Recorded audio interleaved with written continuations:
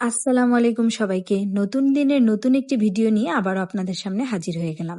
আজকের ভিডিওটা না সকাল থেকেই শুরু করেছি। সকালে ঘুম থেকে উঠে আমি আমার গাছগুলোতে একটু পানি দিয়ে নেব।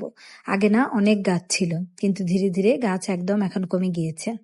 নার্সারি থেকে ঠিক যেই রকম গাছ কিনে আনি, বাসায় আসার পর ওই গাছগুলো আর ঠিক সেই রকমটা থাকে না। তাই বাহিরে গেলে এখন আর গাছ দেখে লোভ করি না, গাছ আর কিনিও না। বাসায় যেই কয়টা আছে ওই কয়টারই যত্ন নেই।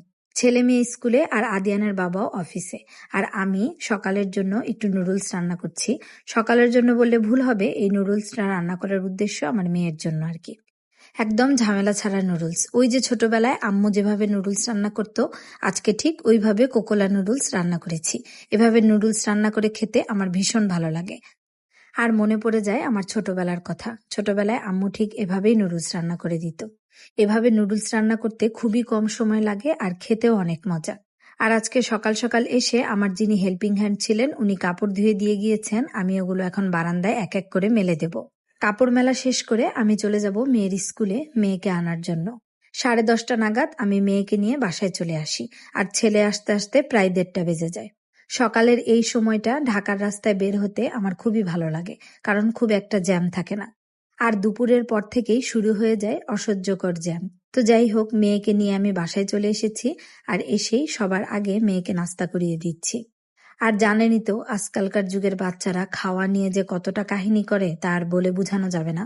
অনেক পটিয়ে পাটিয়ে তারপর খাবার খাওয়াতে হয়। বাইরের খাবার খেতে ওদের কোনো সমস্যা হয় না, যত সমস্যা সব ঘরের খাবারে।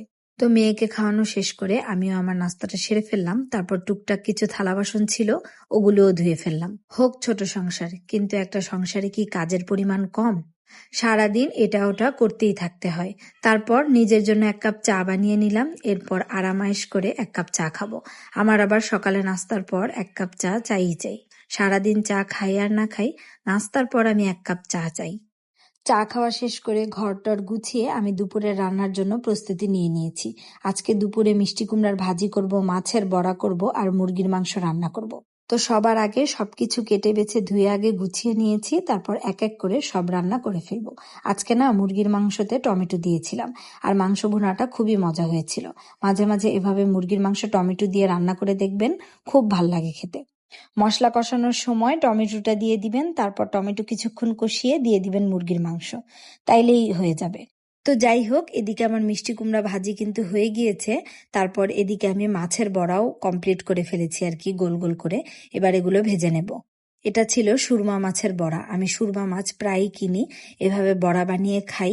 আর মাঝে মাঝে টুনা ফিশের মতো করে রান্না করি কাটা বেছে। এই সুরমা মাছটা রান্না করার চেয়ে এই 2 রকম ভাবে করে খেলে বেশি ভালো লাগে আমার কাছে। তো রান্না বান্না কমপ্লিট করে এবার গোসল করে নিলাম, তারপর নামাজও পড়ে নেব। এরপর আরাম করে বসে বসে ভাত খেয়ে ফেলবো। একটু দেরিতে হলেও দুপুরের খাবারটা আমি একদম সব কাজ শেষ করে তারপরেই খাই। তাছাড়া খাবার খাওয়ার পর আর কোনো কাজই করতে মন চায় না। তো আজকের এই লম্বা ভিডিওটা আপনাদের কেমন লাগলো অবশ্যই কমেন্ট করে জানাবেন। সবাই খুব ভালো থাকবেন, সুস্থ থাকবেন, আমাদের জন্য দোয়া করবেন। আল্লাহ হাফেজ।